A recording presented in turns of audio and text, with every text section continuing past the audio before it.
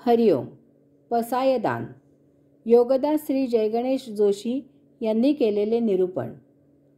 प्रवचन क्रमांक 3. पसायदान धर्मकीर्तन भाग 2. मागील प्रवचन क्रमांक 2 मध्ये माऊलींनी भावार्थ दीपिकेमध्ये 5व्या अध्यायापर्यंत धर्मकीर्तन कसे केले आहे हे आपण पाहिले. आता माऊली येथून पुढे धर्मकीर्तनासाठी विज्ञान प्रदान करत आहेत. 6व्या अध्यायामध्ये माऊलींनी कर्मत्याग आणि कर्मसन्यास साध्य होण्यासाठी कुंडलिनी जागृत करण्याचे विज्ञान प्रदान केले. ही विद्या सर्वसामान्यांसाठी साध्य नाही, परंतु अशा प्रकारे कुंडलिनी जागृत झाली की भौतिकाची आसक्ती नष्ट होते, अंगी निरिच्छितता येते, आपोआपच धर्मपालन होते. 7व्या अध्यायामध्ये अशा प्रकारे आतापर्यंतच्या अभ्यासाने योगयुक्त झालेल्याला धर्मपालनासाठी विज्ञान सांगितले आहे. आता अज्ञान अवघे हरपे, विज्ञान निश्शेष करपे, आणि ज्ञान ते स्वरूपे होऊनी जाईजे. आता अज्ञान संपुष्टात यावे, विज्ञान अंगी मुरावे, या योगे अवघे ज्ञान स्वरूप व्हावे. ऐसे वर्म जे गूढ, ते कीजेल वाक्यारूढ, जेणे थोडे न पुरे कोड, बहुत मनींचे. ज्यामुळे वक्ता बोलणे थांबवेल, कारण ऐकणाऱ्याच्या सर्व इच्छा तृप्त होतील, मग लहान मोठा असा भेद नष्ट होईल, आणि हेच धर्मपालन आहे. 8व्या अध्यायामध्ये धर्मपालनासाठी आवश्यक अशा 8 वैज्ञानिक प्रश्नांची उत्तरे दिली आहेत.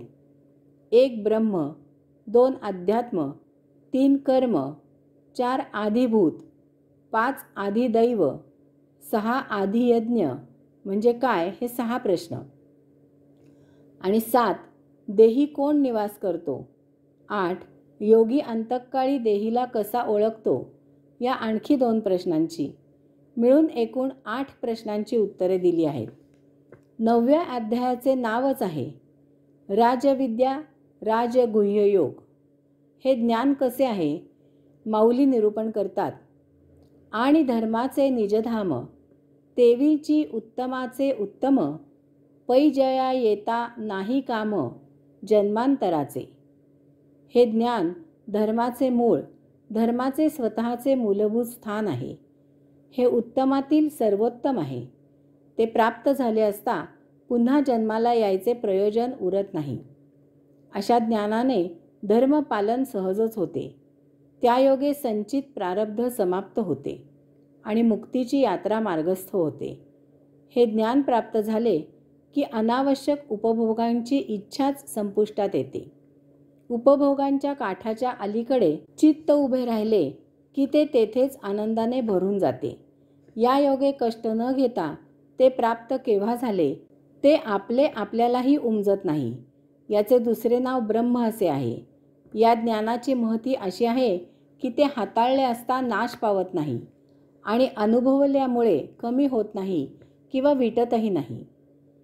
हे अव्यक्तपणे थिजले, तेची मग विश्वाकारे बोधिजले, तैसे अमूर्त मूर्ती मिया विस्तारले, त्रैलोक्य जाणे.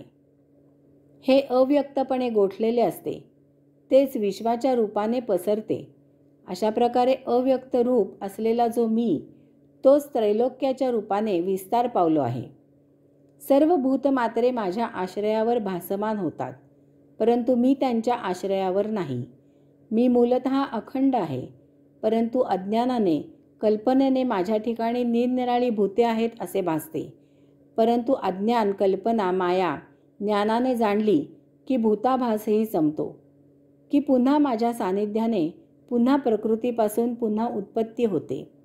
माझ्या ठिकाणी सर्व भूते आहेत अशी कल्पना ज्ञानाने नष्ट झाली की सर्वत्र मी आणि मीच आहे हे सत्य ज्ञान होते. ओम तत्सत्त्वम असी. जळी स्थळी काष्ठी पाषाणी चर अचर सृष्टीमध्ये मीच आहे. कोणत्याही स्थळी काळी उपासना केली तरी ती मलाच प्राप्त होते. हेच धर्मपालन आहे. 10व्या अध्यायामध्ये भगवंत श्रींच्या चराचरातील विभूतींची दीर्घ यादी आहे आणि ही यादी संक्षेपाने सांगितलेली आहे असे म्हटले आहे. कारण ब्रह्मांडामध्ये एका आत्मपरब्रह्माशिवाय अन्य काहीही नाही हे जाणणे आणि त्याप्रमाणे आचरण करणे हेच धर्मपालन आहे. 11व्या अध्यायात या धर्मपालनाचा महाप्रसाद म्हणजे विश्वरूप दर्शन गायले आहे. 12व्या अध्यायात सगुण उपासनेचे महात्म्य सांगितले आहे. तेथे समत्व योग सांगितला आहे आणि यासाठी अनेक उपासना सांगितल्या आहेत. त्यांचे आचरण म्हणजेच धर्मपालन करणे आहे. 13व्या अध्यायामध्ये देह म्हणजे क्षेत्र आणि त्याला जाणणाऱ्याला क्षेत्रज्ञ म्हणावे असे सांगितले आहे. या दोहोमधील फरक जो यथार्थाने जाणून आचरण करतो तो धर्मपालन करतो. 14व्या अध्यायात प्रकृतीचे तम रज सत्व असे 3 गुणविभाग सांगितले आहेत. यापैकी तमगुणाचा त्याग करायचा आहे. रजगुण देह जीवित राहण्यापुरताच वापरायचा आहे आणि प्रायः आपण सत्वगुणाने आचरण करायचे आहे. अंतिमतः हा सत्वगुणही दूर करून आपण निर्गुणी व्हायचे आहे आणि यायोगे त्या निर्गुणामध्ये विलीन व्हायचे. हेच धर्माचरण आहे.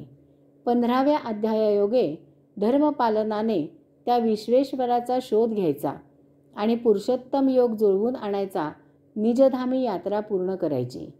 16व्या अध्यायात भगवंत श्रींनी त्यांच्या ब्रह्मांडामधील संपत्तीच्या 2 वाटण्या केल्या आहेत. एक आहे दैवी संपत्ती आणि दुसरी आहे असुर संपत्ती. हे जाणून असुर संपत्तीचा त्याग करून दैवी संपत्तीचा अंगीकार करायचा तेच धर्माचरण आहे. 17वा अध्याय हा श्रद्धा विभाग आहे. श्रद्धेने सात्विकतेने पूजा, तप, दान, भोजन करणे हे धर्मपालन आहे. तसेच असत्कार्य दूर करून सत्कार्य करणे हे धर्मपालन आहे. 18व्या अध्यायात त्याग आणि संन्यास याची चर्चा केली आहे. त्याग न करता सर्व प्राप्त कर्मे अनासक्त राहून संन्यस्ते वृत्तीने केली पाहिजेत तेच धर्मपालन आहे. या सर्वांचा सारांश असा आहे की परधर्माचे उत्कृष्ट प्रकारे जरी आचरण केले आणि स्वधर्माचे जरी गौण प्रकारे आचरण केले तरीही स्वधर्मच श्रेष्ठ आहे. एक वेळ स्वधर्माचे आचरणाने मरण पत्करावे परंतु परधर्माचे आचरण करू नये. अशा प्रकारे माऊलींनी संपूर्ण भावार्थ दीपिकेमध्ये धर्मकीर्तन केले आहे. संपूर्ण भावार्थ दीपिका धर्मकीर्तन या मध्यवर्ती मुद्द्यासभोवती गुंफलेली आहे. येथपर्यंत आपण पसायदान याचा विषय प्रवेश पाहिला. आता येथून पुढे आपण पसायदान यावरील ओव्यांचे निरूपण पाहू. हरिओम.